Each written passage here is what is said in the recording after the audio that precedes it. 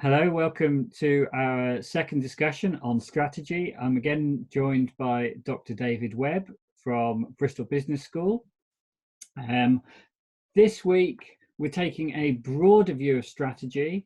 We'll be discussing papers from Campbell on corporate strategy, the quest for parenting advantage, Montgomery's work on putting leadership back into strategy, Kaplan and Norton's balanced scorecard, so the measurement systems that firms use and how they may need to be diversified.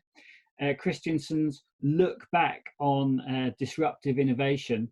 And finally, Smith's work looking at the debate between stakeholder and shareholder views. So great to see you again, David. And you, I hope you're keeping well in these times. I am, other than I'm concerned about my hairstyle. But anyway, I wonder if we could start by saying, talk about why you chose these papers and maybe putting them in some context. Okay, so last week I was very much focusing on to the source of competitive advantage. Now, this is one of those big debates in the strategy field. Now, I think we all agree that strategy is about taking a holistic view. It's about that intersection between the firm and the environment, and the firm has to be distinctive. But then you get into the space where people have different understandings, have different beliefs about what's important when it comes to gaining that distinctive advantage. So that was last week. This week, I wanted to broaden out the areas of thinking about strategy. Because strategy is, as Montgomery says, strategy is about more than just competitive advantage. There is far more to it. And let's start with Montgomery. Now, Montgomery takes us into an interesting space around a debate about how does strategy happen. And there's a long-running stream of literature here, going back and pretty, very much taken up by Mintzberg, about, well, is strategy something that you decide and then that leads into implementation, and yes, with feedback systems on that, or is it a far more organic, adaptive, unfolding process that happens? And so Montgomery is coming from this more organic perspective around actually strategy unfolds. It's never done. And in that, the organization needs to have a purpose, you could say vision if you like, of why the firm matters. I love the questions that Montgomery raises about if your firm disappeared today, who would notice? Would it matter? And also her point about how when managers are confronted with that question, how difficult they find it to answer.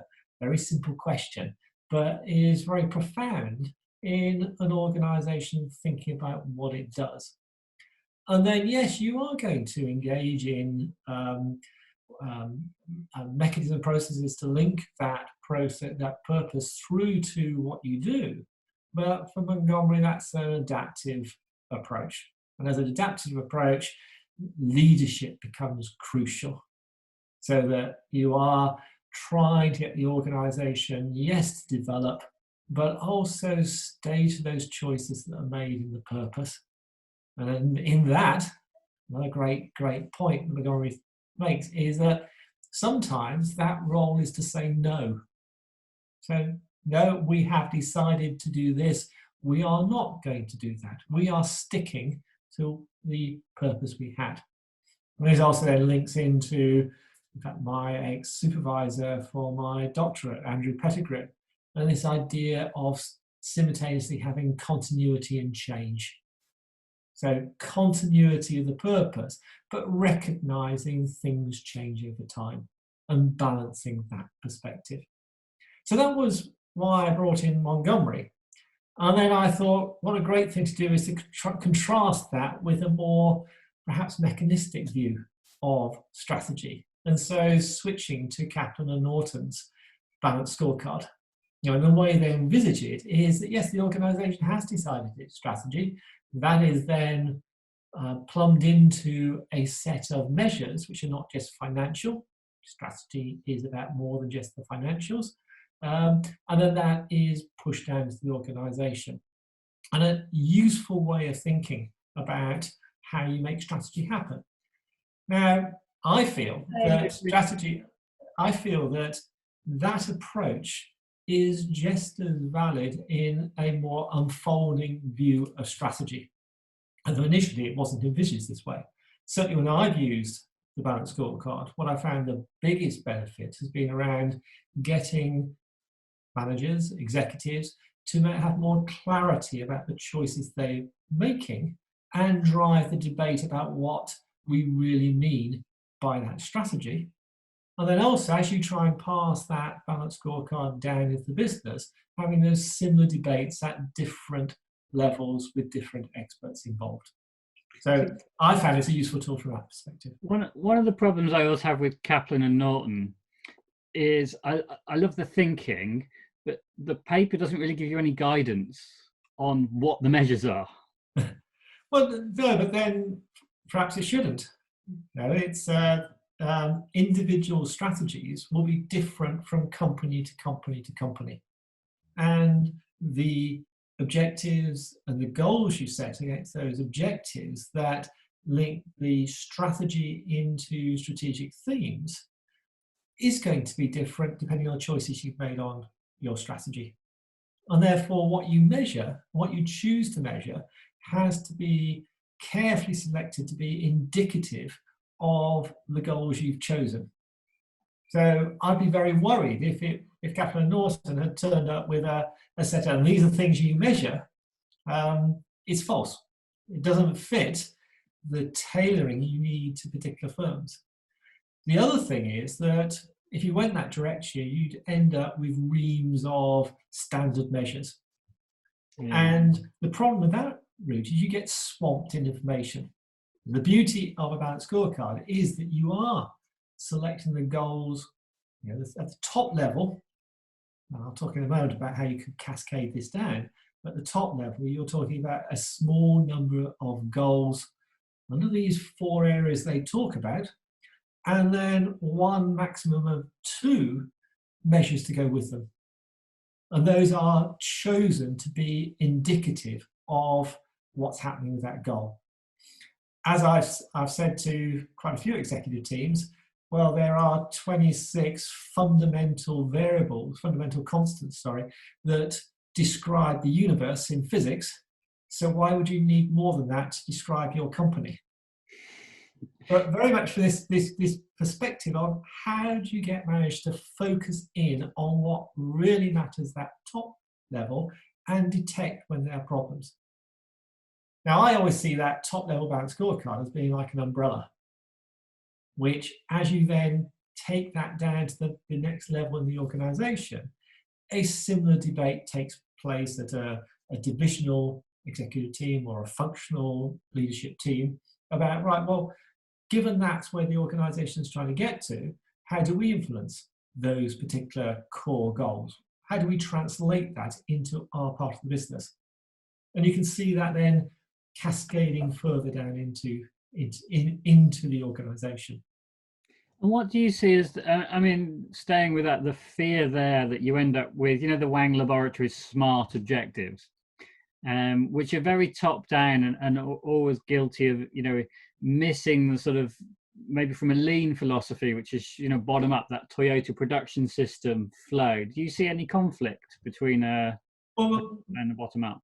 We're back to something we talked about last week, about these are lenses that you use for a part of what you're doing. These are not the only thing you rely on. So using the balanced scorecard has its place, in terms of driving that process and clarifying the thinking at the top of the organisation and helping to make sure those choices flow down to the organisation is just one tool that you're using. I hope managers are also thinking about Montgomery's view of leadership. And I hope also thinking about Mintzberg's view about how strategy bubbles up from inside the organisation, and there is a strategy that emerges. You've got to think about all these things. But if you try to mix them all up together and come up with just one universal tool, one Frankenstein, you'll get lost. You need to over-complex things, and it means the individual tools, which are built on perfectly rational assumptions, you destroy the value of them by doing that. See, I think there's a lesson for both management and students when they're reading and trying to apply or theorize that you've got to recognize that there are very different backgrounds and understandings and assumptions, and when you try and put them together, they're just not compatible. No, exactly. No, and I think too often we worry too much about the fact there are differences and try to find synergy at the level of the tools. When what we really should be doing is actually, well, this is quite a useful way to look at the firm and get some insights out of it. Well, it's quite useful to go through this exercise because it does this. But we should just see that as part of our thinking about the whole and bring synergy into, as I would say, into the strategy process, where you're also bringing in managers' experiences and expertise in the business, views coming up from inside the business into the decision process. And that's where you get the synergy and the choices that are being made. So if we go back to where you started the week with Campbell's paper, that provided an interesting view, because it seemed to be, the parenting advantage, the positioning of business units, which again sounds like you must take that sort of view of, am I in the middle, am I at the top, where are my numbers going, all that sort of complexity. Well, here this was, again, speaking to this more linear approach, analytical approach to what strategy is. This is a tool that I've seen directly does force debate inside group businesses about where you're positioned, but in that debate builds understanding. That paper I chose for two reasons, really. One was that this is an analytical approach, but also I was choosing it as being in a different space to Porter and Kramer's CSV paper the week before. And these two papers then linked to the last one this week in the series, the paper by Smith on shareholder versus stakeholder views of firm. Now, Porter and Kramer are very much coming from that stakeholder perspective. That organizations voluntarily can address a wider set of value than just that for shareholders. Now, that is voluntarily. So you choose to do things beyond the normal activities of the firm, and those activities are not mandated by laws or regulations. Voluntarily, that space. Whilst Campbell, Gould and Alexander are very much coming from the position, actually, it's the value to the shareholder that you're assessing the business from that perspective. So what is it that the group is adding that shareholders can't do themselves, or another parent could do better through their ownership of one of these subsidiary businesses? And the measure there is very much shareholder value. And let's deal with that Smith paper now. And I think this is it's interesting finding this actually in the management literature. There's far more about this in other literatures, I should say in the strategy literature. But I quite like this paper because it accepts that there are these two different views. And it doesn't try to say one is better than the others. These, at the end of the day, these are a function of the culture you come from, function of the form of capitalism that you're used to and believe in, and actually links to your own political views about the role of firms, of governments and individuals. What Smith is saying, we need to understand these are quite fundamentally different perspectives on what the firm is there for. So that checks back to last week's discussion about the politics of strategy that I think people really need to recognise and bring forward in their thinking, that there is no getting away from the politics of strategic decisions. No, obviously not. And also I think the other warning here in this paper is don't just assume you know what something is. So at the moment, the current fad, well, fad's probably too loose a term, but is that the stakeholder view of the firm is right and the shareholder view of the firm is bad.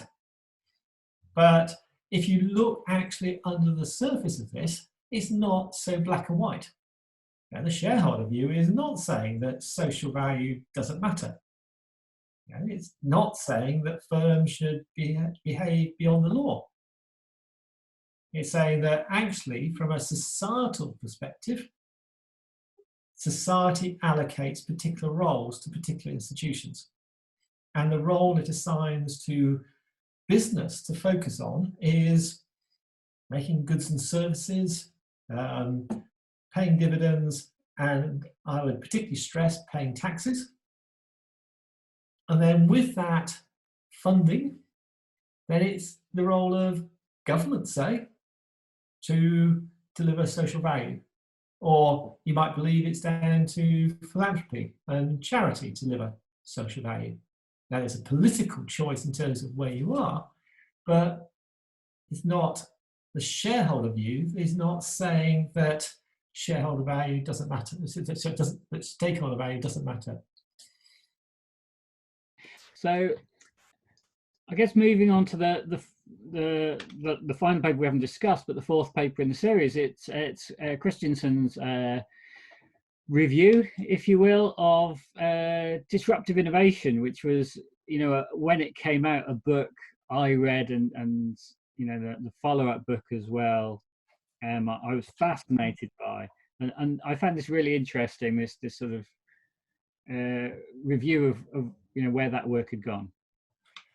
Yeah, so I think disruption has almost become a catch-all word for any form of innovation or any form of change, almost. To the degree where it's become less of a useful term. It's almost, in some cases, the word strategy goes into the same space. You add strategy into a title, and suddenly it seems to be more important.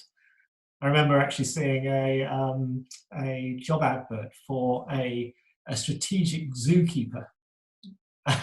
But literally, it's a word that has come to be associated, well, it must be important. In many ways, disruptive has gone the same way.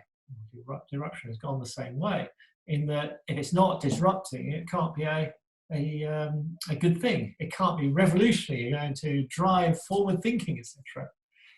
I think what Christensen and his co-authors are trying to do here is to bring that expression or that theory back into a place where it is useful. And so being very specific about what they mean by disruptive innovation. Now, it is a particular form of innovation that has the potential to mean incumbents do fail. And fail through taking rational choices.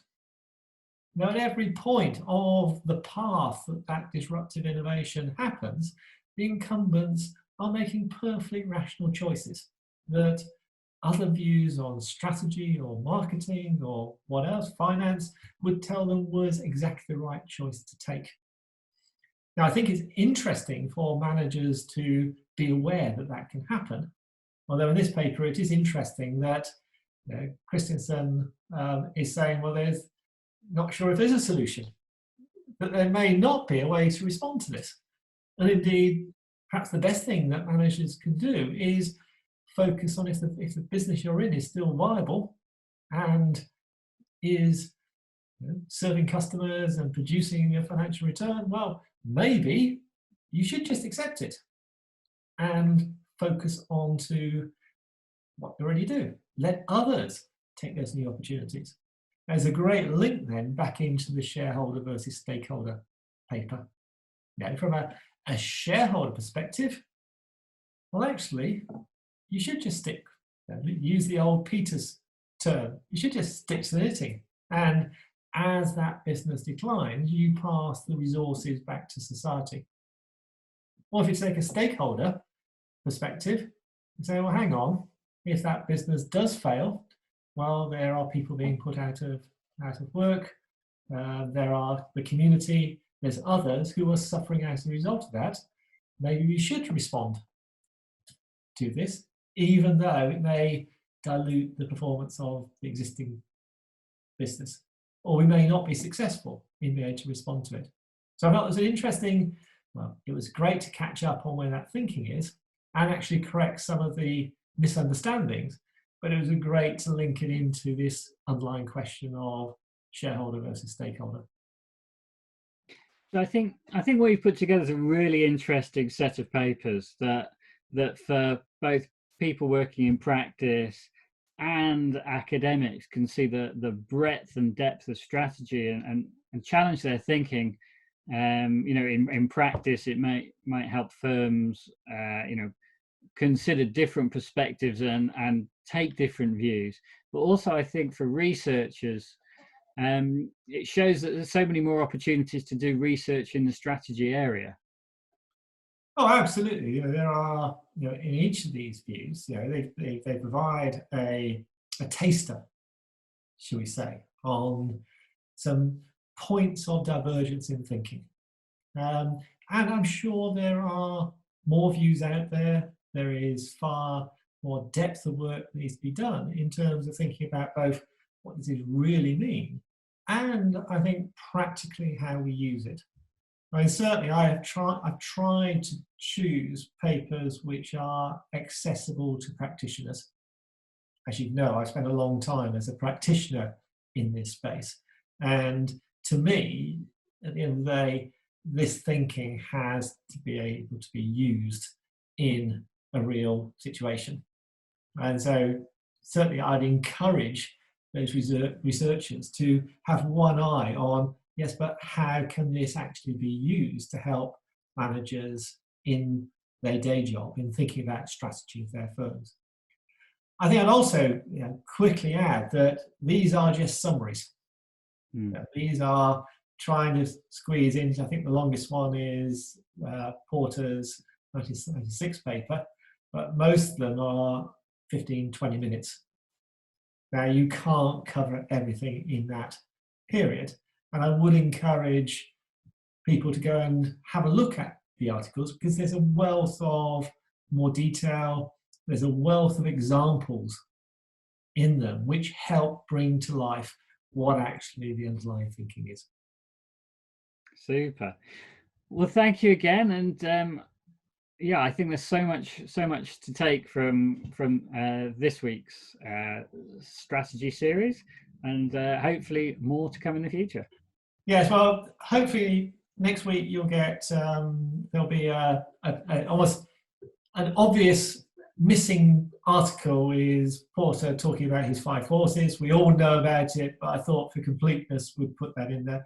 And there will be a couple perhaps on dynamic capabilities. It's one of the areas I haven't yet put into that debate around where competitive advantage comes from yet.